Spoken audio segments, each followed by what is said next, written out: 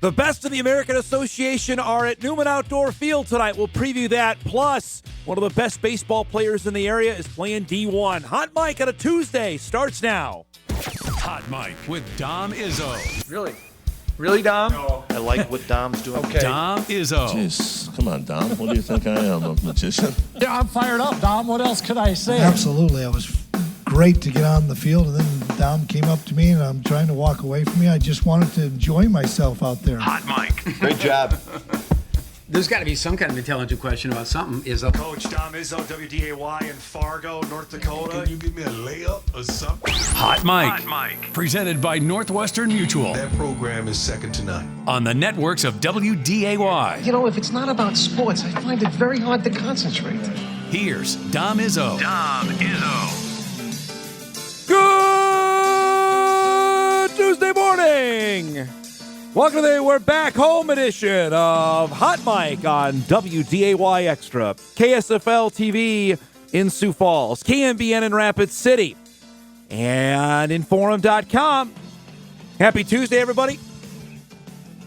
Back here in our home base after a long day yesterday to get us ready for the 2025 college football season. Hope you all enjoyed our shows. It was a long day of talk. That's, for me, that's saying something, since I do it every day. 4 hours is a bit much. That's a lot, but we hope you enjoyed. We had everybody on. We had as many as we could over the 4 hours we were on the air. Pardon me. But great stuff. I would applaud the Missouri Valley Football Conference and Summit League for making this happen. I'm going to get to that in just a little bit, but it was, as I mentioned on social media last night, long overdue in making something like this happen. As I had a couple of fans interact with me last night that if other leagues were doing this and the Missouri Valley hadn't, then it was time like, okay, what are we doing? And finally they got on the boat with that. And now we go. You know, hearing from all the coaches yesterday that we visited with that, we're just a couple days out. You know, Indiana State, we mentioned Kurt Mallory said to us yesterday, they start Sunday. The Bison have their first official practice a week from tomorrow. UND does as well. It's everybody hopping in the boat after that. So the Vikings officially report today. I think they had some like 40 guys report Sunday with rookies and others could, and obviously they did. And now everybody will be there. So it's here, folks. I'm here to tell you, we're a week out from the Hall of Fame game that it's officially now football season, and we're beyond excited about that. We'll share a little bit more about Valley Media Day here coming up in just a little bit. Packed show today. You know, we don't do a whole lot of RedHawks here, and I've been asked this before, and the simple reason is, to me, the Hawks have always been more of a passion of being outside, not necessarily attached to the wins and losses of the team. This week is a little different simply because Newman Outdoor and the Hawks got selected to host the American Association All-Star Game, which is a big deal for the area, and hopefully the weather will hold. I know we've got intermittent rain that we had overnight. More is coming. That they're able to have a nice night and play this game tonight. They had the home run derby last night at Newman, but we'll give a little love to that coming up later on in the show this morning. So we're looking forward to that. We'll get to the Twins as they got the full Shohei Ohtani experience last night at Dodger Stadium. If you didn't stay up, which I fought it, I made it through the first couple innings. I did not see the middle innings, and then by the time I woke up, they had lost. But if you made it all the way, it was a heck of an ending, which we'll show you in just a little bit. But first, just a shout-out appreciation to the Missouri Valley Football Conference and the Summit League for yesterday. And we had lamented it here for a long time. For those that are longtime viewers and listeners of our show, that we have done the Valley Media experience in a different way, where the last few years, it's been a Zoom call. And Patty Viverito, now the retired Missouri Valley Football Conference commissioner, said yesterday they honored her by, and you'll see the video here in a second, of naming the championship trophy after her, that the coaches liked it because it was easy. No one had to travel, all that deal. But frankly, it was lame. It just wasn't exciting. There wasn't anything to it. And it also took forever. That was preceded by a call, like a conference call that we had, which also wasn't all that thrilling either. So the fact that we got together yesterday to meet in person was a good deal. And there are things that I think they'll get feedback from administrators that were there, the coaches that were there. I would hope they'll talk to us that were there to tweak it, maybe change a little bit going forward. But the fact that we did it, it was hugely beneficial for me. I hope for our viewers and listeners that watched yesterday, they got an inside glimpse of what this is to get ready for the season. I would tell you that the media part of it, because it's made for us, was restricted to the Dakotas. And that's not surprising because I wasn't optimistic, and I think McFeely talked about this when he was on last week with me, that we were going to have anybody from Youngstown State or Southern Illinois or Illinois State or Indiana State or Murray State come to this event, which they didn't. Now, that can be reflective of, A, what they invest in their football coverage, B, what they invest in their total sports coverage, because there are no TV stations that are going to go and do that. I'm going to tell you that flat out right now. We're a unicorn in that, and you can see that locally and how things are playing out here in our Fargo-Moorhead market. That's reflective of what's happening nationally. Okay, for those that are oblivious to that, that's what's going on nationally. Fargo-Moorhead and WDAY, Foreign Communications, we're a unicorn in that. And even we're not, I would say, certainly traveling as much as we used to. I was recounting that as we were driving down to Sioux Falls on Sunday night, that we were living high on the hog even about 10 years ago. I went to Philadelphia 4 or 5 times to cover Carson Wentz during his rookie year 10 years ago. So that was a different time. But so you have that. Obviously, the 4 Dakota schools were covered the lion's share. Fargo was represented. We were obviously there. The Forum was there. Another TV station in town came down. Sioux Falls was represented by Sioux Falls Live was there. I believe their newspaper was in town, and the TV stations that are in Sioux Falls were there to cover it. Outside of that, it wasn't. So that's something I'm sure they're going to want to, the Valley will want to see expanded. I'm not sure, even if you move it to a different locale, if it's in Chicago next year, which I know have been bandied about for potential that they do that. Does that mean anybody from Carbondale is going to come? I don't know. Maybe normal you'd get, so you get Illinois State covered, but you would maybe risk people from Fargo, Grand Forks, and Sioux Falls coming. Just again, with the current media climate, I don't know if that happens. So you've got to weigh that if you're the Missouri Valley Football Conference moving forward. And also full well know that the league's powers reside in the Dakotas.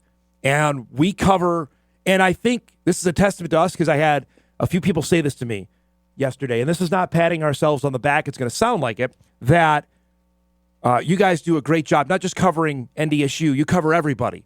And that was something I had set out to do when we started doing this show. We're going to be Bison-centric. Obviously, we're going to talk a lot of Bison football on this show. But if I want to make sure we're a home for Missouri Valley Football Conference football. We're a home for Summit League basketball, which I think we've done that. I think we've had, of the now 10 teams in the league, I think everybody's been on the show. I'm proud of that. That's something that people, if want to know what's going on, they're going to come on our program. Summit League basketball, between the 18 coaches, and it's changed over now, obviously, quite a bit. More than half, I tell you, have been on our show. Again, that's something I'm proud of that. That's what we want to do. So going forward, I hope they continue it. I hope they tweak it a little bit for those of us that were in attendance. But for those that were watching, I'd love to hear what you thought of yesterday. Was it helpful? Did you get excited for football season? Was it informative? I guess is maybe the most important thing out of yesterday. Because that's the whole base of this, is to get new information maybe on the upcoming year. You know, for those of us that are plugged in, we're supposed to know most. I mean, there were a couple of nuggets I got yesterday, and we'll share more with this with Mike when he comes on later that I did not know. But for the most part, we're trying to get that information to our viewers and listeners, and hopefully we're able to do that yesterday. So kudos, though, for them hosting it. The Pentagon was great. I know many of our viewers and listeners have either seen a game down there, been there in person, or watched a game on TV from that building. It's dynamite. That whole little complex down, it's not little. That complex down there keeps growing. There's more and more basketball teams going there. The Gophers are going there this upcoming November. The Bison women are going there. The Jacks are playing a couple games. I mean, they've had South Carolina's women's team has played there. It's become a big deal. And shout out to them for making that happen yesterday. Okay, now to some late night baseball. And we're a week out from the deadline. Corey Provis was with us on Friday's show. And he said, and go back and you can watch it on WDAY Plus, that if the Twins were to lose that series to the Rockies out of the break, there's going to have to be some real decision-making going on about what the future of the team is for 2025. Well, guess what happened? They lost 2 of 3 to the worst team in baseball. Maybe historically the worst team in baseball. Going back to before the break, they lost that game to the Pirates. So entering last night, they had lost 3 of 4. And now they're playing the Dodgers for the next 3 days, which means you're likely going to get Ohtani. And as luck would have it, Ohtani was pitching last night for the Dodgers, scheduled to go 3 innings against the Twins. And he was rudely welcomed to the game by one Byron Buxton, who starts the game off with a rocket shot of a home run. Got the Twins up 1-0. David Festa was starting yesterday, and Ohtani decided to one-up him with an absolute bomb in the bottom of the first to make it a 2-1 Dodger lead. You think he got all of that one? His 35th home run of the season. Stayed at 2-1 score. Will Smith, who's just been a dynamite player for this team, with a shot to right center. That makes it 3-1. He's up again in the bottom of the 6th and does it again. Festa gave up 3 bombs yesterday. That made it a 4-1 Dodger lead through 6. They'd add on to it here in the bottom of the 7th off Cole Sands. Another home run makes it a 5-1 Dodger lead. That's how they scored all their runs last night against the Twins. Twins, though, threatened in the top of the 9th. They load the bases. Kobe Clemens gets a sac fly here to score Buxton, so it's 5-2, but the Twins are down to their last out. They have Correa up at the plate, who's looking for maybe his biggest hit of the season. He thinks he's got it here. This is hammered to center and just out of the reach there of a home run. James Outman comes up with a catch in center and preserves a Dodger win. Correa thought he got all of it, and pretty much he did. Outman goes, I mean, that's a home run. If he doesn't go up and get it, which I know he didn't have to leap tremendously, the game is tied. As it is, the Dodgers win it 5-2, which means the Twins have lost 4 of their last 5 games. They're now 4 games under 500. The Dodgers, who got swept over the Brewers over the weekend, didn't hear about that at all over the last couple of days. Go down to 59-42. Festa takes the loss. He drops to 3-4 on the year. Ohtani worked 3 innings, struck out 3 and allowed 4 hits, and just the 1 run to the Buxton home run in his time on the mound. And the Twins drop now to 48-52. They will play the second game of their set tonight in L.A., another 9 o'clock start out west. Simeon Woods Richardson will be going for Minnesota. Yoshinobu Yamamoto will be pitching for the Dodgers, who's their high-priced pitching signee they got from Japan, who's got a mark of 8-7 on the year. Here's the thing now. They are 8 days removed from the deadline, and it's not going to happen. If you would won 2 of 3, if you had swept the Rockies, now we're talking, okay, maybe they can add a piece. I just don't see that happening. And it wasn't even going to be a huge piece that they would add. I mean, last year, what did they do? They added Trevor Richards. Remember that? And they released him 2 weeks after they traded for him from Tampa. In fact, now with this skid, they've fallen all the way to 4th in the American League Central, behind Cleveland, behind Kansas City, which means you got to pass all those teams to get to the final wild card spot. It doesn't seem like it's going to happen in 2025. The question is now, who could you see go? And personally, it depends on what you're going to get back. I think, again, middle relievers, late relievers, Duran, Jax, you can get something pretty good there if you make those guys available. Joe Ryan, I don't believe, is going to go anywhere. We were talking with Corey about that on Friday's show. With the fact the Twins still have him under team control for a couple years, that doesn't make sense. Buxton has a full no-trade clause. He's already made it plain he doesn't want to go anywhere and can reject any trade anyway. But those kind of moves, potentially. They've got 6 impending free agents. All those guys should be made available because it's not going to happen in 2025. They can't score enough runs. Correa's been mired in a season-long slump, which, again, reminds you of everybody else was scared off by a long-term deal to sign him. The Giants were. The Mets were. Twins did it. And you just don't know if he's ever going to be fully healthy again because he's not the player that he was 3 or 4 years ago. It's flat-out fact there with him. We'll see. Decisions have to be made with the ball club here over the next week and a half. We got a packed show cut up for you here today on this Tuesday. Our guest lineup is brought to you by Northwestern Mutual. Mike McFeely will join us at 9:35. Mike, of course, was down in Sioux Falls yesterday. We'll get his thoughts on what he saw from Valley Media Day. A couple other things we want to hit Mike with coming up at 9:35. At 10 o'clock, we'll welcome back to the show Cheyenne standout pitcher, baseball player extraordinaire. Hudson Dinger will join us. We told you on Friday, Hudson announced his commitment to play baseball at North Dakota State for Tyler Oaks. Big local get for the Bison. We'll visit with Hudson about his decision to commit to NDSU at 10 o'clock. And at 10:35, World Series champion. I'm obligated to say that because his Phillies passed the Mets on the final days of the regular season for the second year in a row, 2008. Chris Coste will join us, manager of the FM RedHawks, as they get set to host the American Association All-Star Game tonight. I'm sure he's going to mention either 2007 or 2008 National League East crowns. Could also mention that I was on the field with him when they won the World Series in Philadelphia. There's another time, again, thinking about the old days of us traveling, was at the World Series when the Phillies won it, when Coste was a part of that team in 2008. So that's coming up before we say goodbye on this Tuesday morning. So let's get it started. We're glad you're joining us. Hot Mike returns after this on WDAY Extra, KSFL TV, KNBN, and Inforum.com.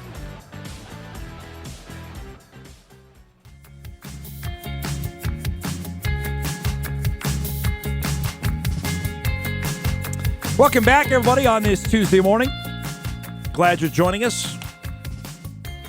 Various media days roll on. ACC's unveiling theirs. Conference USA, I believe, as well. Big Ten will go next week, and then we start practicing and playing football after that. So talking season well underway. NDSU has its formal media day coming up in a couple weeks as well, which we'll have full coverage of that coming up, and then we really are time to start playing some ball. A couple other things I wanted to get out yesterday, because I had this mentioned to me. We had our first look at the new Under Armour jerseys that the Bison will wear in 2025. Of course, the Under Armour deal went into effect on July 1. And you'll notice NDSU brought down its gold jerseys yesterday. I don't know if you want to make too much of that, but the stripes on the side are a bit more prominent than they have been. Obviously, with the Under Armour logo there in the middle, the spelling of Bison is just a tinsy bit different, but not too much. They look sharp. I think for fans that are hyper focused on this might be a welcome change and something to keep our eyes peeled on once the season gets going for all sports and how different the uniforms look in soccer, volleyball, certainly football when we get to the winter sports with basketball and wrestling. And I'm really interested to see what they do for baseball and softball when we get to next spring. But I had a couple eagle-eyed viewers message me this yesterday to make sure we got it on for those that didn't see it on social media yesterday. That's at least what the gold jerseys will look like. We have not yet seen the green and the white. Obviously, the white jerseys we're going to get a chance to see right off the hop since the Bison are playing their first 2 games on the road next season. Speaking of scheduling, we've been hammering on this, trying to get some answers on basketball because we're at that time of the year where we're getting the drips of non-conference basketball scheduling coming out. Saw this yesterday, and this is big. I only wish it counted in the regular season because yesterday the University of Minnesota dropped its non-conference scheduling. No surprise that St. Thomas is not on there. There are 2 Summit League schools on there, but not in the regular season, in exhibition games, including North Dakota State. The Bison men are going to play the University of Minnesota in an exhibition game at Williams Arena on Thursday, October the 16th. This is video. If we have to put the mirrors in the windows on the video, it's old. This is video from December of 2012 was the last time the Bison played. Oh, you got Taylor Braun. You got Marshall Bjork. Chris Kading out there. Look at Chris Kading. It looks like he's 10. Trayvon Wright out there. The late, great Jordan Hauberg out there. Pride of Rothsay, Minnesota. This is an L.A. ended up leading him in scoring that night. Lawrence Alexander. There he is. Gosh, he was a good player. So if I'm showing you this, it means it's been a bit. 13 years since the Bison and Gophers played basketball against one another. So that drought will end come October. Also, the Gophers are going to play the University of North Dakota the following week at Williams Arena. So props to Nico Medved, who is friends with both Paul Sather and Dave Richmond. Known each other for a long, long time. I will tell you that's first how this came about. Second on Medved, this is the first step. Now take the next step and play him in the regular season when it counts. That's what we want to see. And get St. Thomas into the mix. I think all of us would like to see that. But this is a good first step. And it's a good get for each of the North Dakota schools to have a chance to play the University of Minnesota. So props to Medved for making that happen. And it's a good early test for both teams. Both teams have completely revamped. Heck, the Gophers have revamped their roster. This is part of a new NCAA rule that came down late last offseason that teams can now play 2 exhibition games. You don't have to have these secret scrimmages that have took place over the last decade. Like, hey, the Bison are going to play Gonzaga. No one's going to know about it. It only comes out after the fact. Like Davis told me that. Like, yeah, we ended up scrimmaging Creighton. Really? That would have been nice to know. There's no cameras allowed, though, but we're going to go. Like, that makes no sense. If you're trying to build excitement about one's basketball program, let people know we're doing this. The Bison women are going to play Creighton in a exhibition game down at the Pentagon in Sioux Falls on October the 25th, I want to say. It's the same day of the Dakota Marker game. So Bison fans, if you got it here, if you're heading down for the Marker game, stop at the Pentagon early afternoon to go watch the Bison women play a pretty good Creighton team, and then head on down to Brookings for the football game, which we know is going to be at night. It's a pretty good 1-2 combo. But this is part of a new NCAA rule that allows teams to do that. We have been told the Bison men's other exhibition game will be against the Dragons here. Last I was told was October 23rd. We have not heard anything to dispute that yet, but that's what we're anticipating. So those are two good exhibition games for NDSU. One against the Gophers, one against the Dragons to get ready for the upcoming year. We're actually going to get a chance to go up to practice for the Bison men coming up tomorrow. So we'll file some reports on that for Hot Mike either late this week or early next week on the completely different roster that Richmond has with 10 new guys suiting up for Bison Hoops here in 2025-26. But some cool stuff there. One last thing before we break. We didn't do our best of the weekend on Monday because we were slammed with guests. But saw this Sunday night when we were in Sioux Falls. Shout out to former Bison defensive back Destin Talbert, who is in his second year in the CFL, who's made a home in Hamilton with the Tiger Cats against Ottawa, the Red Blacks. You all know that. You're great CFL minds. Talbert, there he is, number 25, had 2 interceptions in Hamilton's win over Ottawa. There was a time, I remember, that Bison fans lamented Talbert being on the field, and he completely transformed his career over the final couple years that he was in Fargo. Everyone will remember, obviously, the game-clinching pick that he had against James Madison in the semifinals in December of 2021. Turned into a really, really good player for NDSU. And now, pretty good pro, what he's doing at the CFL with Hamilton. So wanted to give him a shout-out there for what he did on Sunday night. He had his first professional touchdown last year. Comes up with a couple of big plays there Sunday night for the win over Ottawa. All right, we'll break. We come back. Mike McFeely will join us in studio, recap everything we saw yesterday in Sioux Falls, and a bunch more coming up on the other side of the break. Hot Mike rolls on. We're back after this on WDAY Extra, KSFL, KMBN, and Inforum.com.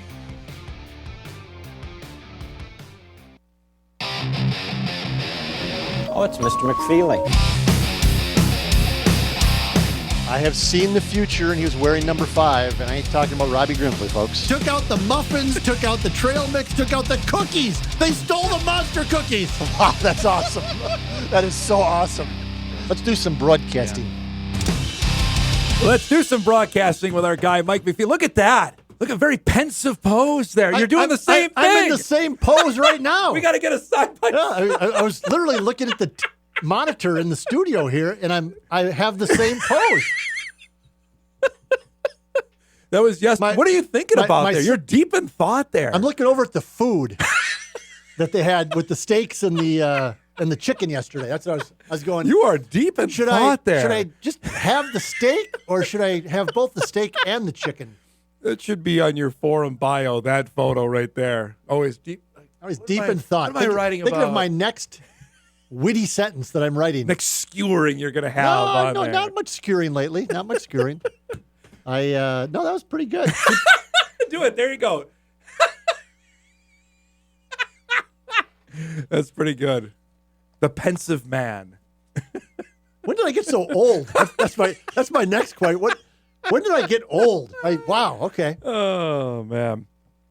Yeah, I caught that yesterday. That one of the many photos that were put out on social media yesterday from Valley Media Day. I'm like, oh, look at this. Look at Mike in the background. At least I'm not picking my nose or stuffing my face with the steak or chicken. I have a big. Although that would have been pretty good too. I went through the meal in about 30 seconds. I think all of us did. Working to the grindstone there. Great to have you back. I know you were down. We were on yesterday. Thanks for popping on our streaming show we did yesterday. Yes. The drive back from Sioux Falls, by the way, I mean, a little different in July, isn't it? In March, it's like you're setting out on the Lewis and Clark expedition. You know, it just, you wonder if you're going to get there. That's exactly you say goodbye right. to your family, double check the will, make sure that thing is up to date, make sure the life insurance is paid. All good. And it's like, okay, well, Michelle, see ya. Maybe. I hope in a few days. I'll let you know. In the summer, it's like, bing, bing, you're down there and back in 3 hours. I know it. And it just, you're like nothing. I was saying that actually to Eric and Alex and Kyle as we were driving down Sunday. This is a breeze. This is fantastic. Yeah. Same thing yesterday. Back and lickety split. It was fantastic. Just totally different. No doubt. Would you give me your overview of what you made of yesterday? And you and I talked about this last week going into it, of what we thought media-wise was exactly what ended up being there. There was a couple Jimmy bloggers there, too. Yes, there were. So I win. I win that one. There was a couple Jimmy bloggers you there. You did win that one. Yeah. Yes. It's all Dakotas, and I was in the middle of a discussion between the athletic director at North Dakota State and the athletic director from North Dakota, Matt Larson and Bill Chaves. They have names. And we're just chatting about, what they asked me, I think, what I thought. Yeah. And they were talking about what they thought of it. And Matt Larson just sort of off the cuff said, is this do we want it at a football facility? Do we want it in Minneapolis, like at US Bank Stadium or something? And Bill said, I think rightly, he's like, well, I don't know if we want to move it out of here, out of Sioux Falls, he meant, because he goes, all the media here, I think, is all from the Dakotas. Yeah. And so it's kind of where our central mark is. And he was right. I don't know. Unlike the Summit League tournament, I think maybe for now the best place for the basketball or the media day is Sioux Falls. Or they could move it to Fargo one year. Move it to the Fargo Dome. Yeah. I don't know if the day is open. If you're moving it to even Chicago, if you're going to get Youngstown, Indiana State, and Murray to go, because I don't think they staff it and such anymore that they can do that. That was my contribution, I think, to that discussion was I don't know how much media are left in those places. Right. And that's a total inside baseball thing that nobody cares about. But it just, the media has shifted so much. Newspapers, some of them have gone out of business completely. They don't travel as much anymore. Frankly, Bison fans and NDSU, you're fortunate to have Forum Communications in this town because we're still traveling and still I mentioned that at the top. having multiple people going to the games on the road and everywhere else. We cover the other teams pretty well as well. The other ones in the as good as Valley. anybody, I like to think that. Yeah. And so it's just I don't know if moving to Chicago or Minneapolis or. Like I said, maybe they could have it in Fargo a couple of years just so that we wouldn't have to drive everywhere since most of us are the ones down there was Fargo media. It was. Yep. So. You had a chance. You had your column today on Logan Kopp, who we had on the show yesterday, who's joining the alumni of Bison players that are getting married in a bye week. Yes. September 20th, by the way, which is somebody else's anniversary. Did you get an invite? No, it's my wedding anniversary. I know, but did you get an invite to my wedding? Yes, I was there. To Kopp's No. wedding? Oh, I didn't get one either. Well, that's a double whammy. It's good. That's a good day then. So I didn't give Logan this advice yesterday, but do not ever forget that you were married on September 20th. Have you done that? Yes. Once. One time. Yeah. That's all it takes. How'd that go over? I think I'm making it clear how it went over. One time. Will never happen again. And every once in a while, our daughter will bring up and go, hey, Dad, remember that time? Stop. Remember that time you forgot your anniversary? Oh, man. Okay. So you're out of the will. Speaking of the will, you're out. James Kaiser did this, and Cole Wisniewski did it a couple years ago. So I think was Wisniewski still at linebacker at that point, or had he been moved to safety? No, I think he had moved. I think so too. I think he had. Otherwise, it'd be an all linebacker club. Yeah, but you wrote this, and we talked about during the break yesterday between sessions that when you think of the great players on the team, and even if you want to go back to last year's team or this year's team, it seems like Kopp isn't at the forefront of those, even though he's a really good player, and just doesn't come up right away. What I remember is in the spring when the players started to tweet out like they were staying, and a couple of them tweeted out that they were staying and ended up not staying. Yep. But people were so excited, of course, that Bryce Lance was staying, and at the time, Marty Brown said he was staying. That changed, but all these guys were tweeting, and for whatever it's worth. Just the vibe was, I sensed that like people weren't going, hey, Logan Kopp is staying. Yep. And he's good. He's a really good player. He's really good. Yep. And I think he's a two-time first-team all-league player. All-conference. He's a preseason All-American, and it's all well-deserved. Yep. He had the biggest interception of the year last year, and I would argue one of the bigger ones in the last decade for NDSU. Destin Talbert's interception was at the top of the list, and that one was massive last year because it clinched the marker game against South Dakota State at the Dome and sort of. And the way he made the play was phenomenal. Oh, it was a phenomenal again, play. You look at the highlights and go, "Oh my goodness gracious!" Yep. Those, and he had another one. He clinched the game with East Tennessee State on the comeback there after they clinched that. He had the game clinched and picked there. And so I asked the question of Palsek. I tried to phrase it gently, in part because Logan was there, but I said I don't want to say he's under the radar, but he's kind of under the radar, And Tim just said, and then he kind of went into praising him and talking about his attributes. But it's just sort of when you talk about and when other media and are talking about NDSU, they're talking about can Cole Payton throw? We're going to find out. Yep. We'll find out. Same question we've been asking in Fargo here for 2 years, 3. I literally wrote a column. I literally asked Cole Payton to his face, can you throw? That's the question out in the community. Can you throw? I think he was baffled and a bit perturbed with me. A little bit. Yeah, a little bit. But because I probably didn't know where it was coming from. But it's a fair question. But Bryce Lance is the top. Bryce. Oh my goodness! And who's offensive line? Oh my God! They're not going to be as good. I got that one in yesterday. It's like okay, but the linebacker is pretty good. Yes, he's pretty good. And the guys around him are, I think, going to be pretty good. Palsek and Kopp were both effusive with praise for Nathaniel Staling, who's going to be the guy now taking over in the middle. At middle linebacker. What if he turns out to be better than the two guys they've had there the last few years? And they were pretty good. Yep. When Luke Wirtz was healthy, he was good. Kubitz was pretty solid. He struggled last year with some more of those back problems, injuries. I think. Yep. And Kubitz turned out to be really good. Yep. By the end. Yep. And what if Staling is better than both of those guys? And then the other guy on the other end is Donovan Woolen, who looks the part already. Yep, he looks the part. I mean, he played 11 games as a true freshman last year, and I would imagine with Sibamana's departure that Donovan's going to get first crack up there to start for that game at the Citadel here on August 30th. I would guess so.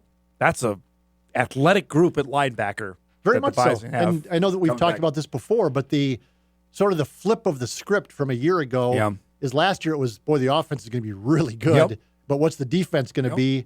This year it's defense might be pretty good. Yeah. With Keenan Wilson at tackle and Dutton Effer at tackle. And again, I keep saying, if Heisman would have came back. Oh, man. I mean, forget about it. Yep. I mean, they would have been amazing up front. Correct. And they still might be pretty darn good in the FCS. But the defense seems at this point to be pretty solid. Yeah. And maybe some of the questions are more, where the offense is. As Polisic told me when I asked him about offensive line, he goes, it's warranted this year. You can ask me about offensive line questions this year with obviously three starters. But I think it's going to be okay. I mean, I think the first few games, the first 3 games might be a little uneven, just to see where everybody is. And, I would get, if they lose one of those first 3, then it's. I agree with that. The sky will be falling in Fargo, and I'll help pull it down. But I think we're going to see, there might be some rough spots. Marty Brown is a big loss for that offense, but Barika's a senior now, a 5th-year senior. So let's see what he's got. Some of those other younger backs, let's see what they have. And then the tight end group is unproven there. Completely unproven there. But, boy, they got some guys that can catch the ball on the outside and in the slot. Wide receiver, they're loaded. Jackson Williams is which goes back to which you and I both in Sioux Falls were, when people were asking us, can Cole Payton throw? We're going, well, it's going to help that he's got like 5 receivers that are unbelievable. Yes. That he's going to have the best receiver group in the FCS. Yes, correct. Yep. I mean, maybe, there's a chance Bryce Lance is going to be a reasonably high NFL draft choice. Yep. I mean, Raja Nelson's back for his 18th year. Talk about a guy that nobody talks about. It's Raja Nelson. Yeah. Right? I mean, because he didn't really practice in the spring, and he played 5 games or whatever it was last year. But when he was in there, every time he made a play, think of the catches he made last year. Every time. He had both touchdowns in the marker game. Yeah. Both of them. He had a couple of huge receptions in the national championship game. Yep. But when you go back and watch those games, this is a legitimate question about quarterback. And I'm not saying that the throwing the ball, we got to see. Just like we have to see if the kid in Brookings can throw the ball. Yep. We don't know. Yep. He might be the greatest athlete in the history of the Missouri Valley Football Conference, as I've read somewhere, but we don't know whether he can throw. We just don't. I'm not saying he can't. Yeah. I don't know. Same thing with Cole. Same thing. And everybody's got his new starting quarterback other than Illinois State and South Dakota. We know those guys can throw. Yep. But Grand Forks, we don't know who the quarterback's going to be and whether they can throw. Correct. So everybody's facing the same issues. But Cam Miller was always vastly underrated and underappreciated and at times wrongly abused, mostly nationally and regionally more so than locally. But there was some who didn't really think that he had what it took. You go back and watch some of those games, as sadly I have done this summer, as I've been just laying around on a rainy day or late at night or whatever. Cam Miller was so really good last year. Really good. So good last year in so many big situations, making throws. You can just look at the marker game, the semifinals, and the national championship game. Yep. And there was many, but just look at those 3 games and go, wow. Colorado game I throw in there too, Wow. but those 3, they come right off the top. Absolutely. Yep. Let's break. We're overdue for one. Couple more minutes here with Mike to wrap up our first hour. Back on a Tuesday morning edition of Hot Mike on WDAY Extra right after this.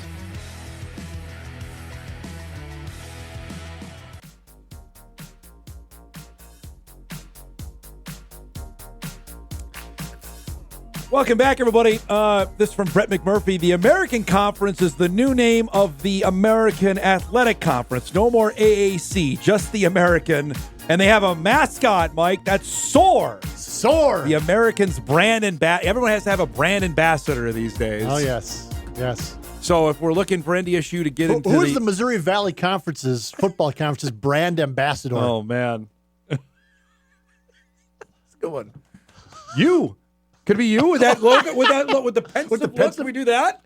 Can that be you? I'm looking at the horizon to see how NDSU can get out of this conference. By the way, we were looking in the break. Conference USA has its media day today. Of all places, Frisco, Texas is where that's at. I had 2 clever emails saying that's the only way Missouri State could ever make it to Frisco was go to Conference USA. Wow. Pretty good. True. It's pretty good. But wow. Same for a couple other schools. Kennesaw State. Yes. Yep. Sam Houston's been to Frisco, so we can't say it about them. Delaware's been to Frisco many years ago. Jacksonville State's been to Frisco. How'd that go? Yeah. Remember that? Yes. Remember that one writer thought, we're going to just no athletes. Yeah. Yep. They're just slow. They've never seen a team like ours before. Never seen Eli Jenkins before. That was the line. The guy was a columnist for the Correctamundo Anniston Star newspaper. Yep. They've never seen us before. How'd that go? They got all bent out of shape. Yep. The fact this was 2015, and by that time, North Dakota State had been down there four times in a row, and so you get to know people, right? I mean. That's human, and especially if you're a reporter or a columnist, you're trying to meet people, and so the mayor at that time in Frisco, Mayor Mazzo, who I'm still in contact with occasionally, and I visited with him when I was down in Frisco. Yeah. I'm not gonna say we're friends, although we do call each other friend when we talk to each other. Acquaintances? Yeah. Okay. Right now, we're not close, but I'd say we're a friend. Okay. When I'm down there, he checks and sees if I have time to go to dinner and whatever else and BS. And but I texted him after the Bison beat Richmond, I think, in the Dome, and Danny Rocco was ready to jump off the Main Avenue Bridge at halftime. But I texted Mayor Mazzo and said, "Hey, what do you think about NDSU coming back to Frisco?" And if he gave the answer you'd expect the mayor of the city to give, which is, it's great. We love having NDSU down here. Can't wait for all the people to come down here to see my old friends. And I wrote that column about that. And the people in Alabama the media people got so bent out of shape. I'm just like, what? Why do you care? Yeah, I know. Yep. The columnist was so mad He's like, well, the mayor of Frisco is not rooting for us. It's like, okay, I'm not sure he's rooting for NDSU, even though he was. Who gives a rip if he is? Just like, I told the guy when I saw him, I go, I've known the guy for like 5 years. Yeah. Yep. I mean, why do you care? And I was actually going to do a column with that columnist on him because he just got all worked up and wrote this long column about how Jacksonville State was going to beat the hell out of NDSU, and they were getting. And then Carson Wentz was announced as the starter for the game. Right. And so I would see you later. That column's never running. Some bigger news transpired the night whatever before. your name was. Whatever. Yeah, I just remember that was just just an odd thing. deal. It was just on that. Email comes in. This is going back to our earlier topic before you came on. Domke asked Mike if he has any care about the Twins and what they do coming forward here. I know the answer to that is probably no. No, I did watch the game last night, at least some of it, because they pretty good player was the starting pitcher and Shohei Ohtani was home run hitter for the LA Dodgers. But no, I just can't get worked up about the Twins. I just don't know where they're going or what they're stuck with Correa's contract, and so that's about a quarter of their payroll, and they're not going to spend any money because they're trying to sell the team. Correct. And then once they sell the team, you don't know what they're going to do. Who's the new owner going to be? What's going to be so I just whatever. It's sad. Yeah. The other big deal today. This is another reminder that summer is done. Is the Vikings report to camp today? Done. Summer's done. It's July 22nd. Over. No. OVER. For you over. it is. I'm making sure it's not. I thought about that yesterday. Yeah. I was down in Sioux Falls going, no, it's not fall yet. No, I'm not. No, there's like a month and a half of summer left. I'm just like not going to go fishing. Not going to flush. Yeah. Go golf. Yeah, I'm not going to waste good for it. you. What am I? Come on. Good what for am I you. doing here? What are we doing here?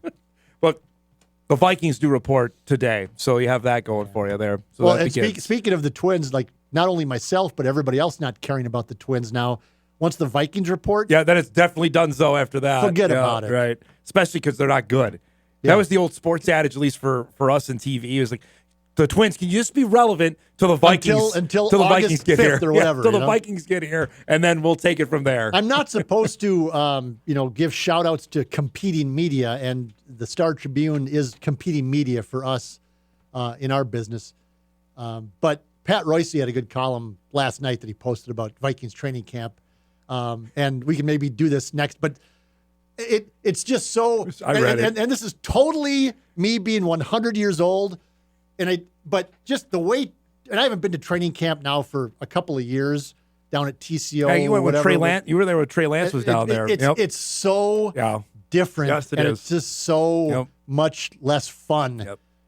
Used to go to Gage Hall and hey, Todd Stussy, got a second? Yeah, whatever. And you go sit down, and now it's just like, oh my God! I did that with Ben Lieber and Chad Greenway. Yeah, we were in Mankato. You go sit in the dorm furniture, and I got a few minutes. Yep, sit down and chat with them. Hey, before you get on the bike, can I get you for 2 minutes? Yeah. Yep. We used to eat in the cafeteria in Gage Hall, and like at the same table as like the coaching staff. They used to have the media. That's wild. The media. It's like okay. I mean, they weren't interacting because they wanted nothing to do with us. But it's like okay, Denny Green. Brian Billick, Mike McFeely, all lined up at the buffet. Powerhouse. Did you do this? I was doing this the whole time. Did you do that?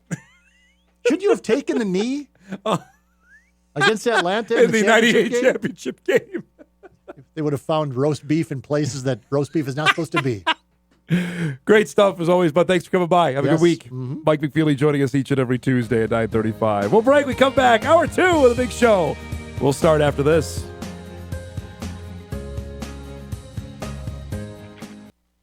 This is Hot Mike. Hot Mike. On the networks of WDAY. Here's Dom Izzo. Welcome back, everybody. Tuesday morning show rolls on.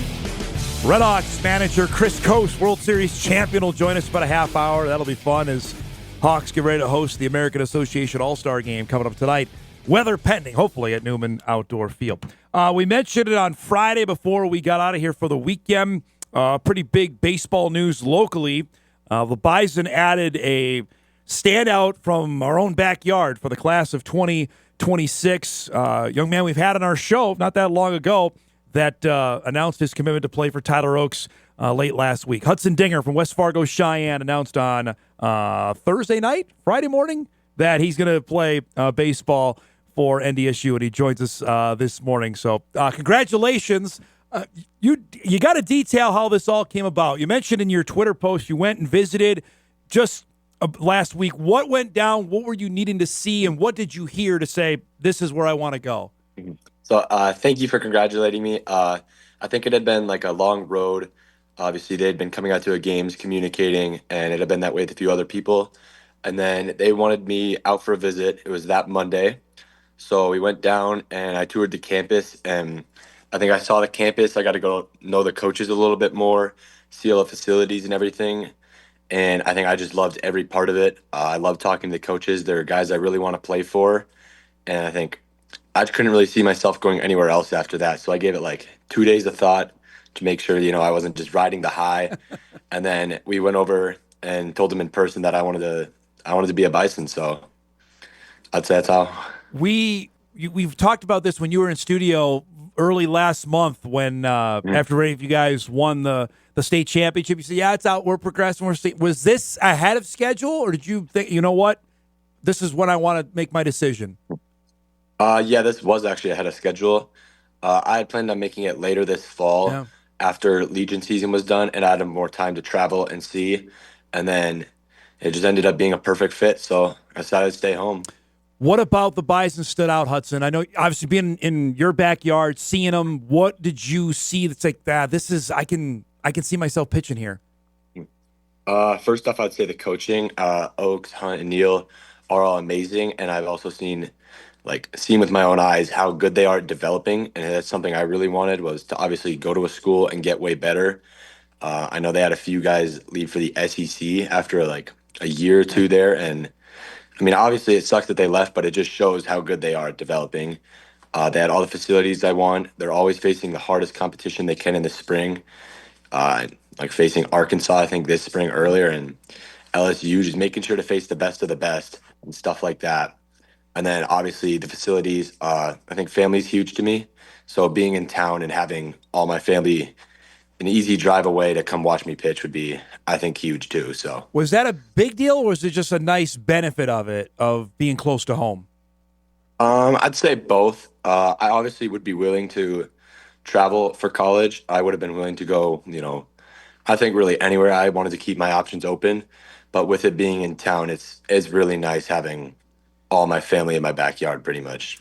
When did Division I be a reality? Like, I can do this? Was it a interaction with a coach, scout, like, hey, you can pitch at the next level? You're a Division I player. I mean, I don't want to sound cocky, but I think I've always known that if I put in the work, I had the talent for it. I knew it was just a matter of if I wanted it enough. So I think it's always been a realization for me, that I could go do something big. I just needed to, stay focused and put in that work every day.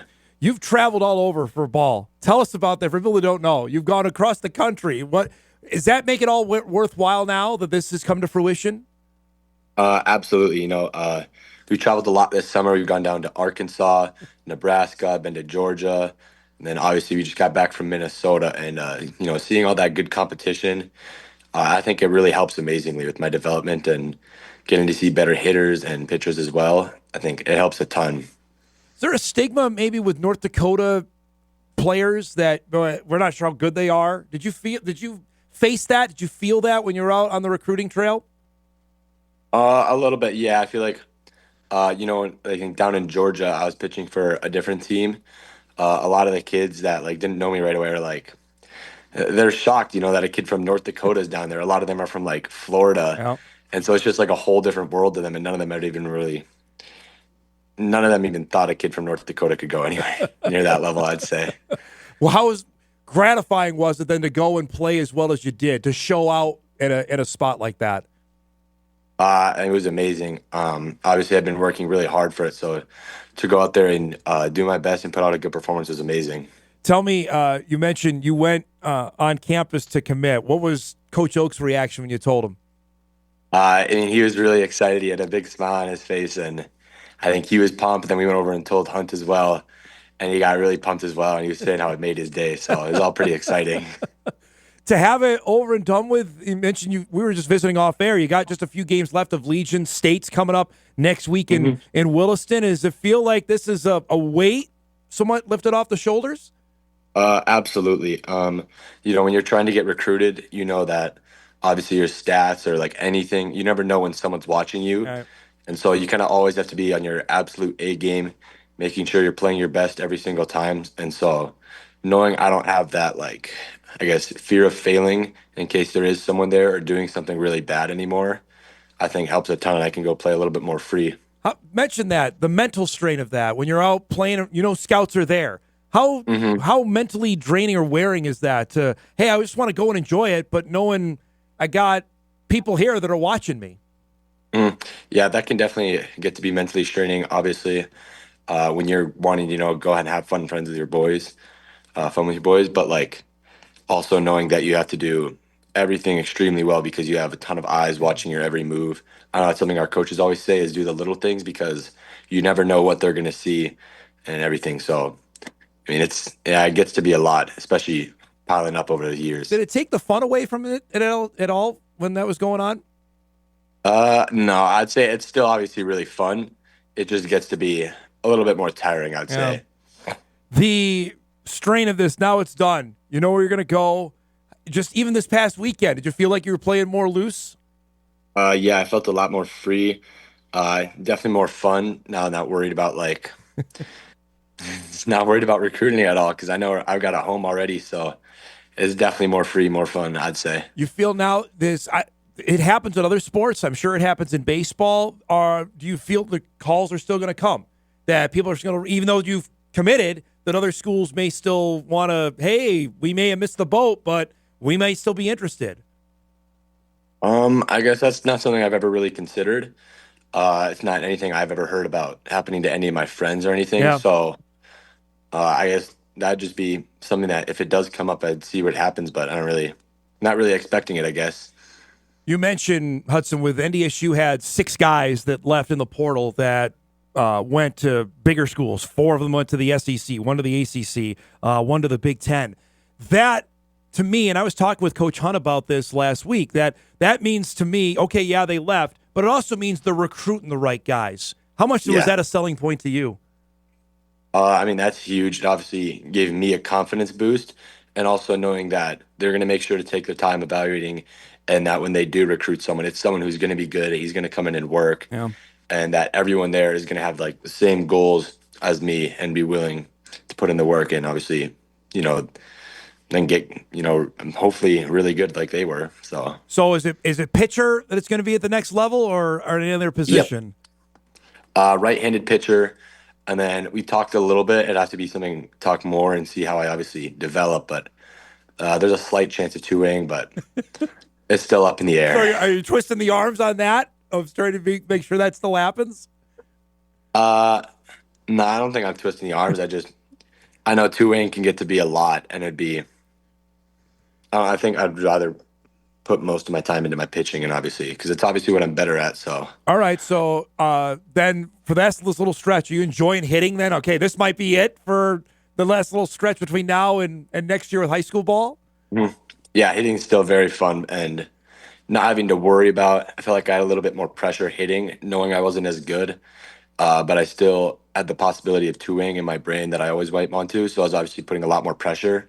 But now that I'm going to pitch, hitting just feels way too fun again. So, well, I got to tell you, as a broadcaster, you not hitting anymore just takes with you. You have the perfect name to be a home run hitter. I'm sure you've heard that. Yeah, you're going to lose out on that. I will lose out on it. It'll still look cool on the jersey, but there's no doubt about that. No doubt. Yeah, not like I really hit home runs anyway. So, what's the hardest you've been clocked at that you've thrown? Pitching, I've been up to 90. I know my velo's been down a little bit, throwing a ton this summer, but it's been 90. So the goal then is by when you get to NDSU or like low 90s, mid 90s. Do you have a goal like that at all or no? I'd say probably an unrealistic goal would be 95. Okay.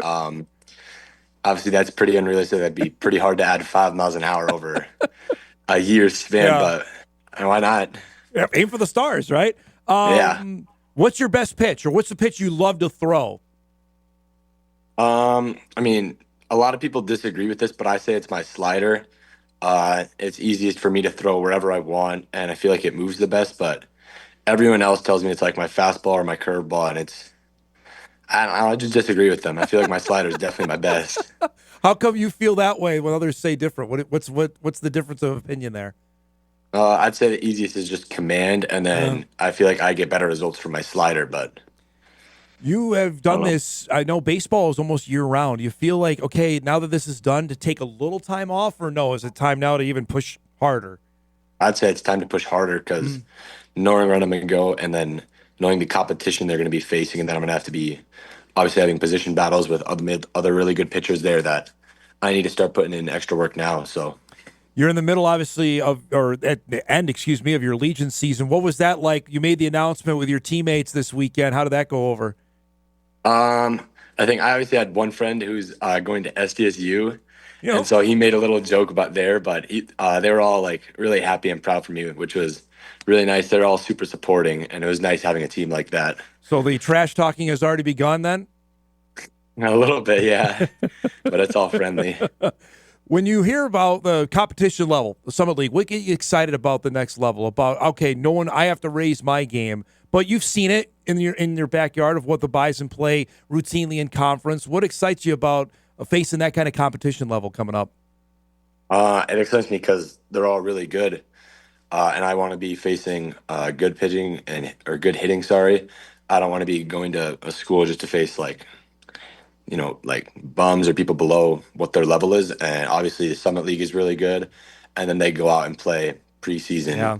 They play the best they can find. So yeah, Oaks is a way of going scheduling everybody. They've played LSU the last 2 years. They played Alabama. I got Oregon they've played. I got a feeling that's probably going to keep going as long as he's coached there. I appreciate the time, Bud. Congratulations. Good luck the rest of the way, and we'll catch up soon, okay? Yeah, all right. Thank you so much for having me on. I appreciate it. Good to see you, Bud. Hudson Dinger, West Fargo Cheyenne standout, announced on Friday that he's going to pitch for Tyler Oaks and the North Dakota State baseball team. You had it there, folks. He's throwing in 90, so with the hope to maybe get mid-90s. That's the guy, and we mentioned this on our show on Friday if you missed it, that if you're NDSU, you got to get a guy like that. He's mentioning Trey Hussar. That's his West Fargo teammate from Northern Cass standout. We had Trey on the show. He's a four-sport freak who's going to go pitch at South Dakota State, because we had Trey on the show in May at the state track meet, and I had 2 emails come in. The Bison missed that. And maybe they're not going to get everybody. And how about props to South Dakota State? Rob Bishop has been around a long time, head coach of the Jacks, that put his name out there to make sure, and the Jacks have gotten guys from this neck of the Ryan Barassa, great pitcher from West Fargo. Pitched for the Jackrabbits for the last couple of years. That's who they have become. They've become a name in the area. They got the Deer kid as well from Cheyenne to come to SDSU. Those are Caleb Deer. Those are the guys that they like to get. And it's not they've been unknown on it. So congratulations to Hudson on doing that, and we appreciate him giving us a few minutes there. We'll take a break. We'll get caught up in a couple items. Got a few emails coming in on yesterday. We'll chat about that. Coste coming up here in about 15 minutes as well. We're back on Hot Mic right after this.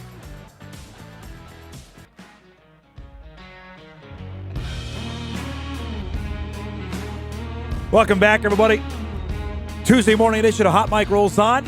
Our thanks to Hudson Dinger for giving us a few minutes there. That was good stuff. Appreciate that. Couple things. FCS related wise, this came out while we were finishing up our interview with Mike, I'm going to say Colonial. It's not. The Coastal Athletic Association, former Colonial. The CAA keeps on expanding. We know they lost Richmond. They lost Villanova to the Patriot League. They decided to go and add Sacred Heart to the league. Pioneers will join the conference on July 1, 2026, increase the league's membership to 13 schools. Since 2021, folks, the CAA has lost James Madison, Delaware, Richmond, William and Mary, and Villanova. They've replaced them with Bryant, Campbell, Hampton, Monmouth, North Carolina A&T, and Sacred Heart. That is equivalent to the Pete Crow Armstrong trade the Mets had for Javier Baez. That's about as lopsided the scales you can get. Sacred Heart's been okay at football. They've made the playoffs, I want to say, twice over the last handful of years. They used to play in the Northeast Conference. They left that because the rest of their sports went to the MAAC, not the MAC, the MAAC, the one with the extra A. And they played as an independent in football this past fall, and they will again this year, which is rare. I think there's only a handful of FCS independents.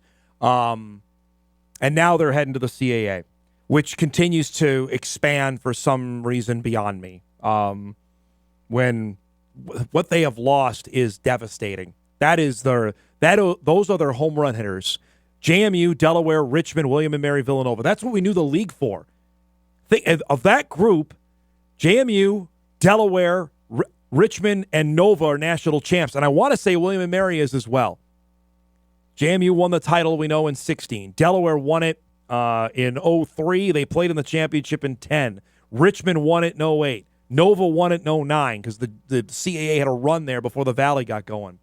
That you don't replace it, with 1, 2, 3, 4, 5 private schools,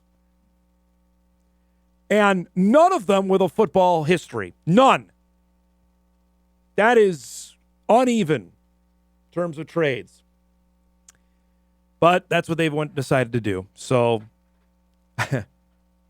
I shake my head at I've been a proponent of the Valley to get 2 more schools because right now they're at 10. I think 12 is the perfect number. I do.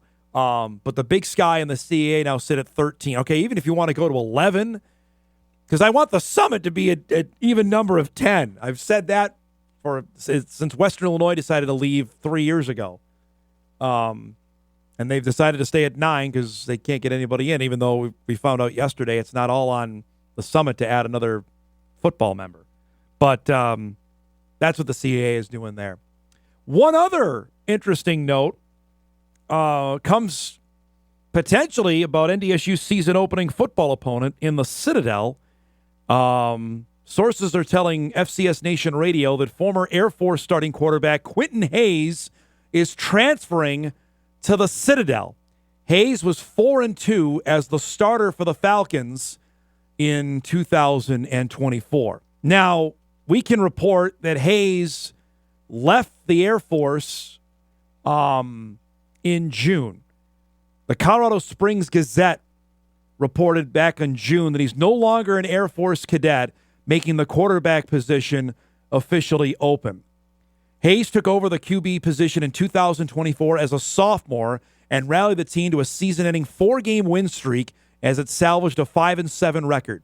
He did not participate in spring practice amid loss of good standing as a cadet, and a source in the winners of the team was preparing as though it would not have him back.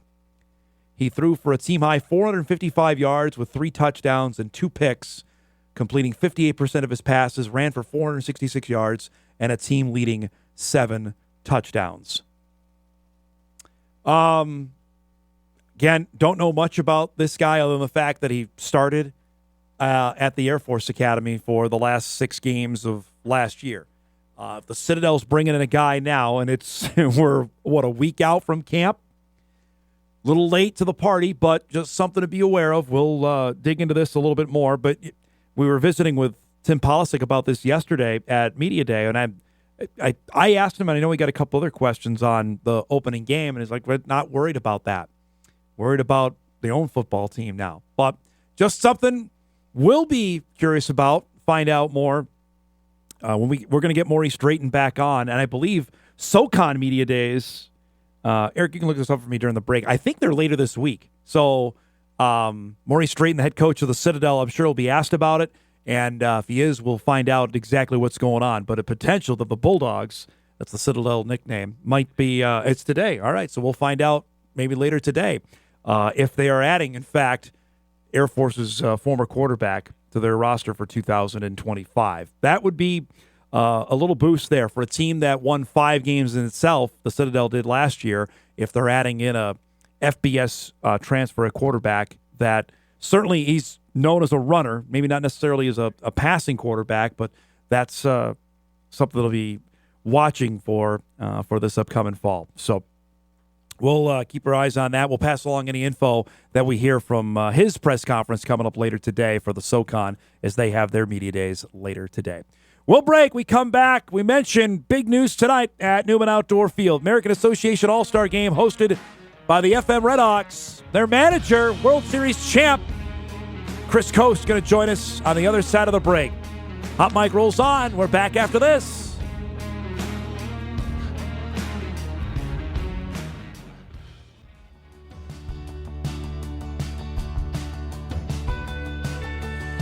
Welcome back, everybody. Hot Mic rolls on. Final half hour of our show on this Tuesday morning. Mentioned earlier that big night for baseball rubes here in the area as the American Association will hold its annual All-Star Game at Newman Outdoor Field, of all places. Last night they had Home Run Derby. Hawks standout Dylan Thomas was part of that. Looked like it was a great crowd up at Newman. And tonight, the best in the league will be on display with first pitch just after 7 o'clock. Hopefully weather will hold off there. I know we've got some rain potentially in the forecast, but hopefully like a typical Fargo night, it looks bad and then everything clears out and we get some sunshine and a beautiful night for ball. Our next guest we haven't had on in forever, so I'm sure this is going to be entertaining, who's managing, who played in the American Association or the Northern League All-Star Game way back when, World Series champion, one Coste joins us this morning. I'm obligated to say that. I also joked, by the way, before you came on that you were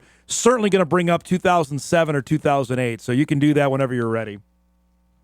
Well, in 2007, I came back and spoke at the All-Star Game when it was in Fargo, so let's just go that direction, So, so I got to play in the All-Star Game in 1999 when it was in Fargo, and then 2007, I was in the major leagues, came back for the All-Star break and went to the game, spoke at the banquet. So now our third All-Star game, I get to be a part of it again. So it just, I guess it makes sense. That's pretty cool. How you been, bud? Yeah, pretty good. We're about 2/3 of the way through the season and things are going better. We've dealt with a lot of adversity this year, which every team does at various points. We've had the toughest part of our schedule over with travel and parts of the schedule where you don't have as many off days, and we battled through it, had some injuries, lost some guys to Mexico, like a lot of teams have. So we've gotten healthy. Our bats have kind of come alive a little bit more recently. Our pitching is the top in the league. So the last 35 games or whatever we have left, it certainly should be good. And so we get this little break for the All-Star break, and I know our players love this 3 to 4 days off, and the guys who are in the game love to be a part of it because when you play at this level, you're playing for your team, but really you're playing for your career, and the exposure that these guys can get by being all-stars is pretty important to them. I look at your division, man. Sioux City, Kansas City, Sioux Falls. It's all pretty compacted. Is that how it's played out? That everybody has beaten everybody else so far this year?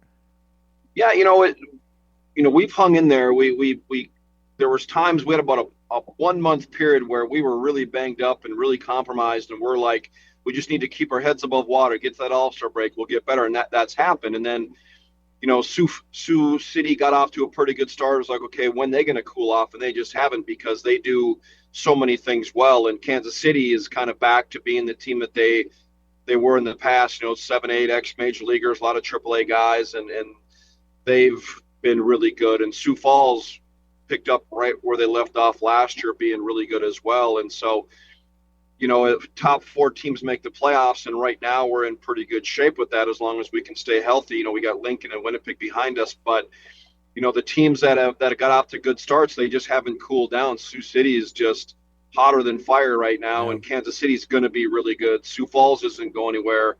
So it's basically just up to us to stay healthy, play well, because we are a really good team right now. We just have to find a way to be consistent and not allow Winnipeg and Lincoln to overpass us to get to that playoff spot at this point. Are you still enjoying it? Still having fun doing it? It's a grind, it's a job, but are you still having fun every day going to the ballpark? Well, when we win, yeah, it's great. And obviously I joke saying that, but that is part of the deal. Winning always makes things a little bit better, but we had our all-star get together for the first time yesterday at the Home Run Derby, but we had our first little team meeting, and I just did my little 90-second speech, and talked about this level. And obviously in our league, the mantra is hashtag we play to win. At the same time, this is about their individual careers as well. But the one benefit that we have as a group is the type of people we get to associate with for 4 to 4.5 months a year. People just like us, people just like me, that are the player that I was when I was a RedHawk. So to answer your question directly, yes, I still have a lot of fun, because even when your team isn't doing as well, or maybe you have a down year, I still get to be surrounded by amazing people, the same type of people that I was when I was a player trying to make it out of this league and get to where we're all trying to get to. So again, we could lose 4 or 5 in a row, and when I show up to the ballpark, I know I'm where I'm supposed to be, around some pretty awesome people, whether it's the coaching staff with Joe Dominic and Robbie Lopez, but the players, Kyle Krieger is going to start the All-Star game tonight for us. He's one of our starting pitchers. And then you go down the line to somewhere other. Dylan Thomas is going to go down as one of the favorite guys I'll ever have coached or managed. And I could say that about a lot of these guys. We used to have guys like Sam Dexter and Leo Pena that have left their mark. And I always challenge, just like I did in college, I challenge these guys, you want to make the major leagues, but while you're here, leave your mark. Make sure your teammates always remember the type, not just the type of player you were, but the type of person that you were, the type of teammate you were. Because Charlie Manuel, our manager with the Phillies, would always talk about that. Yes, we're here to win. We're here to win a World Series, but the type of person, the type of teammate you are will have a lasting impact on how your teammates remember you. And so that is very important for us. I got to ask, Coaster, obviously the recent passing of Jeff Bittiger, what he meant to you going into the American Association Hall of Fame today. Bruce Thome also, the late Bruce Thome, going to go in. What each of those guys meant to you in your baseball career? Well, we'll start with Bruce. RedHawks don't exist without Bruce. No. And there were other people, obviously, as well, that helped bring the team. But he was the guy, and for so long. And it's, he loved the RedHawks so much that, when he had a chance to actually buy the team for him and his family, he did so. So it's still within the Thome family. And Bruce was one of those guys. He was almost, in some ways, like a positive George Steinbrenner. He demanded winning. If winning was not an option. Yeah. It was like, we're here to win. It's, yes, we want fans, and we're going to keep the hot dog prices low, but holy cow, we are going to win. And he demanded that. And so he set that standard and put the right people in place early on by bringing in guys like Doug Simonic and Jeff Bittiger and John Dietrich, the first general manager. Those 3 guys are, in my opinion, the biggest reason why the RedHawks had so much success early on, and then the longevity of that success all the way through 2025. And then Jeff Bittiger, I give Doug Simonic a lot of credit for my career, for allowing me to become a catcher, which is ultimately what got me to the major leagues. But Jeff Bittiger is the one who put a stamp of approval on me being a catcher long term, because Jeff Bittiger, he was our pitching coach, but he was also our ace pitcher. Yeah. And it was not easy to win him over in any regard, which is why he made such an amazing scout, because he was such a tough judge of talent, ability, the ability to help a team win.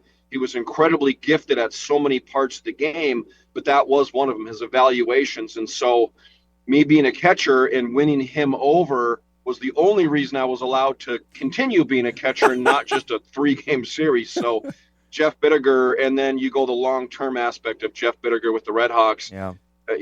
When Bruce Thome hired Doug Simonic and Jeff Bittiger is the only one, I believe, who's been on the RedHawks payroll and been a RedHawk literally since day one, until the day he passed. And then, he helped me build, for all those years when I came back on board, he helped me build the team. And now his son, Brett, who's a scout with the Marlins, he's kind of passed that torch to Brett. So the Bittigers are still helping us win ball games since 1996, all the way until literally to this day, the Bittiger family is still helping us win games. What is it to have a good for a scout to have that eye? You've been around the game your whole life. What is it about it that they can sense or know? Everybody's seen Moneyball now, Coaster, but what is it about? I know this kid could be really good. Well, you speak of Moneyball, Jeff Bittiger was roommates with Billy Beane back in the day, and that's how he got the job with the A's, and that's how he elevated so high to such a high level major league scout, and was involved in some pretty amazing blockbuster trade.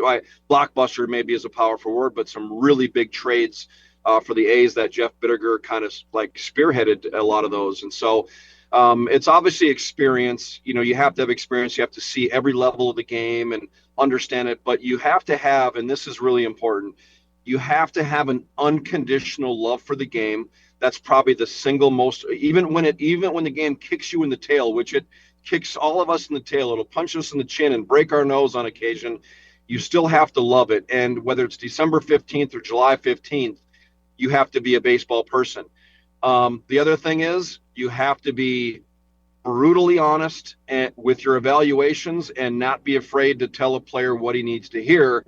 And I don't know if there's anybody better than Jeff Bittiger because he wasn't afraid to offend people. He wasn't afraid to – he gave praise where it was due as good as anybody. But if you needed to hear something, he had no problem telling you what you needed to hear. It reminds me of, and I'm sure you've heard the story, when Theo Epstein had to release David Ross and kind of tell him, like, listen, you have a reputation for not being a great teammate. And it changed David Ross's career and actually elevated him and made him a better player, eventual coach, and then manager at some point. So that's what Jeff Bittiger had. Unconditional love for the game, insane amounts of experience, and just he was a baseball man. It didn't matter if it was December 15th or July 15th. Like a lot of us, he was a baseball guy every single day of the year. I'm obligated to tell you, because you're going to remind me that as I look at the standings today, the Phillies are a half game ahead of the Mets. I'm sure you knew that, right? Actually, I didn't. I know it's been back and forth like crazy, and we always have this fun Phillies Mets rivalry. But you know how I feel about the Mets.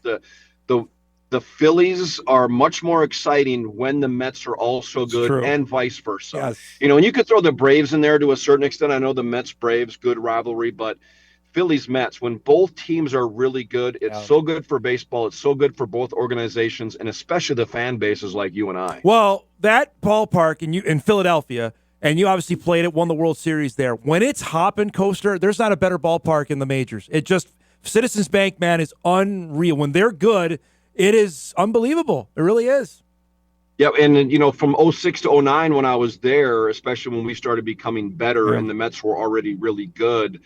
And I remember an interview with David Ross. I think it was he was on Letterman, or not David Ross, David Wright, on Letterman way back in the day, or Jimmy Kimmel, or one of those late night hosts. And they were talking about Phillies Mets, and he said about how at Citizens Bank he would look up at third base and there'd be fights in the stands between Mets and Phillies players. And when I saw the interview, I was like, I've seen that exact thing. We probably saw the same fights, and because it's so intense. And Phillies fans, they have this reputation. It all started with the Snowballs and Santa Claus back in the day, but the one thing and Mets fans are very similar too. They get this reputation, but the one thing that you cannot deny is they are honest. If you're playing really, really well, they're going to let you know that you're playing well. But if you're not, they're also going to let you know that you're not. So honesty is really all about that Northeast fan base. I would say knowledge is another thing. Like the Philly fans, when I remember going out there covering you, they knew everything about you. Was that surprising how knowledgeable they were, even for a guy like yourself who wasn't an everyday player at the time, but they knew everything about you?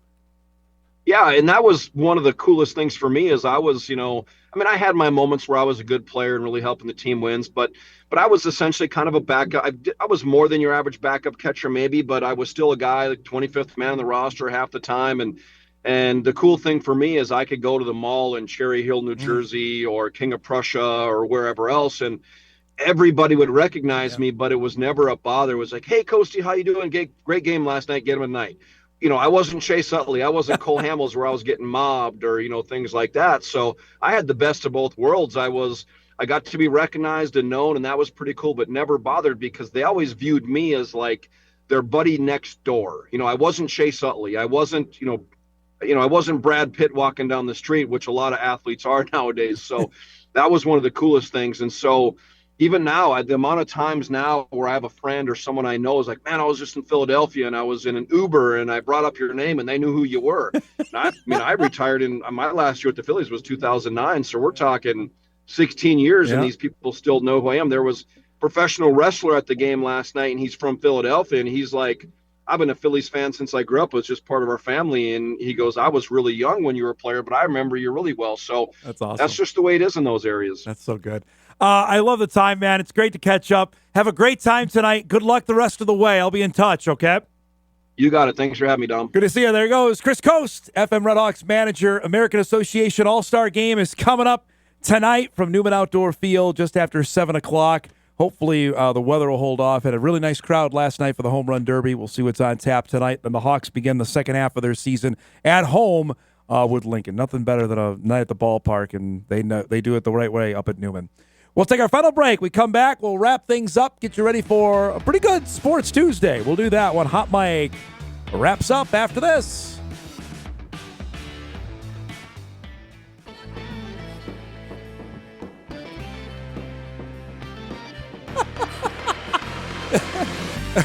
That is barely the look from a fan of the Hawks team last night. Good work, guys. That's awesome. Mike's pose there on the left from Media Day yesterday. All right, wrapping things up here on this Tuesday. We mentioned earlier chatting on the apparently, I don't know if rumor or report, that the Citadel is adding Air Force's former quarterback.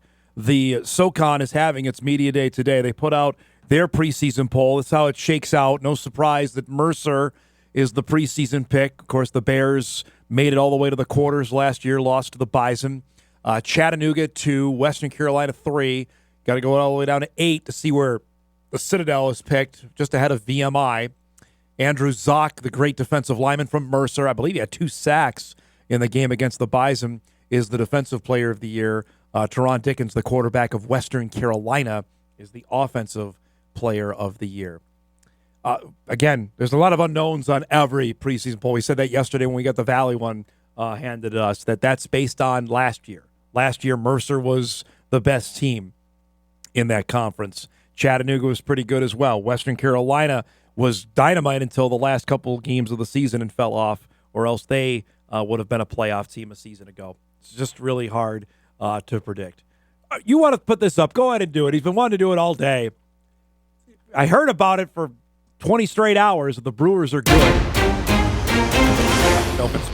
If it's breaking news, that the best record in baseball belongs to Milwaukee. They've won 11 games in a row. They beat Seattle last night after they swept the Dodgers. Pretty sure I thought we were going to get into an accident once the Dodgers lost to the Brewers on Sunday afternoon. We were driving to Sioux Falls. So plenty to pump his fists about. They're now taking over the Cubs. The Brewers are on George Webb watch right now. If they win 12 in a row, they get free burgers from George Webb's restaurant. What's George Webb? Is that a thing? It's a restaurant in Wisconsin. Oh, okay. Only you would know that.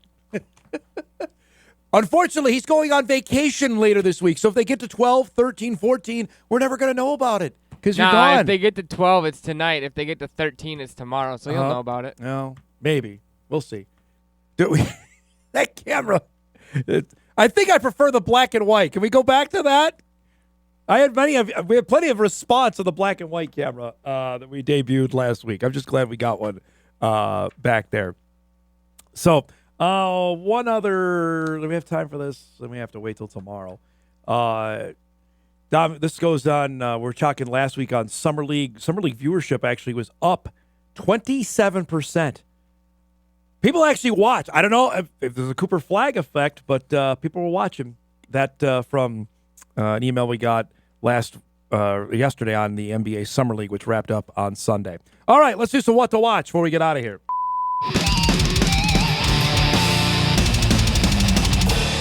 What to Watch is brought to us by Northwestern Mutual. We appreciate their sponsorship of our show each and every day. Game 2, Twins and Dodgers coming up tonight, 9 o'clock. On Twins TV, we'll see Simeon Woods-Richardson pitching tonight for Minnesota, losers of 4 of their last 5. The Women's Euro Championship semifinals roll on. England, Italy today, 2 o'clock on Fox. Let's see the Italians on to beat England. That should be a good match coming up later this afternoon. And the Lynx back in action. They start the second half again against the Sky. All they play is Chicago. 7 o'clock tonight on FanDuel Sports North. For that one. We got to roll. Thanks to our guests today, to Mike McFeely, to Hudson Dinger, and Chris Coste. If you missed any of the show, you can podcast it later today at Inforum.com. You can watch a full replay on WDAY+. Have a great Tuesday, everybody. Those going to the All-Star game, enjoy it. And we'll see you back here tomorrow on Hot Mike on WDAY Extra, KSFL, KMBN, and Inforum.com.